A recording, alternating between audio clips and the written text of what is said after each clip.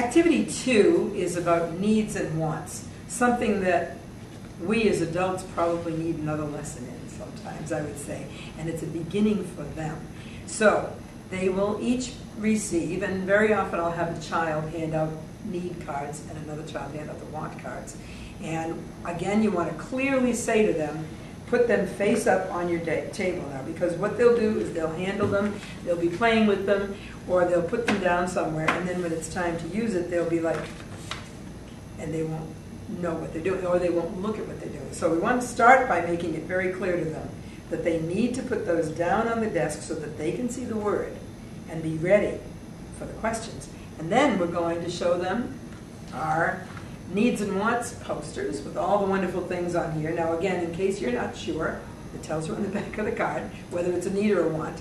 When you show them a puppy, they're going to say, it's a need. When you show them a tricycle, they're going to say it's a need. But we're going to begin to tell them about the difference between the two. And what I usually do is say, well, would you die if you didn't have one? And when it comes to puppies, for example, they know, they think about it and they say, oh, probably not. And I'd say to them, well, I don't have a puppy, am I dead? Of course I'm not. So a need is something that you probably can't live without.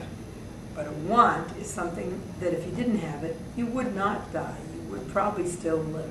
So we want to try and get them to understand clearly that a need is something you can't live without, and a want is something that you can live without. So we'll go through those, and we will look at the difference between needs and wants. And then the activity for that lesson, the activity sheet is you need a red and a blue crayon. Now very often they share crayons in classrooms, and so if one child has the red and the blue, someone will say, oh, I don't have a red and blue. So we need to just say the closest color to red, maybe it's purple, maybe it's pink, that's okay.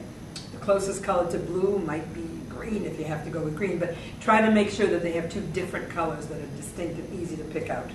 And after you've gone through needs and wants, clearly, they ought to be able to recognize that food, shelter, and clothing are the only things that we really need. Now, they will say things like air to breathe, and they're absolutely right.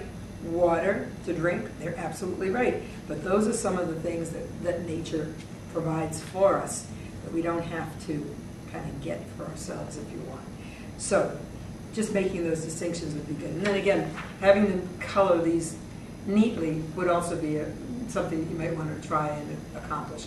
Very often, now I've had some children, particularly in this picture, make it two different colors because they've learned, you know, we've talked about you need a house to live in. Do you need two houses?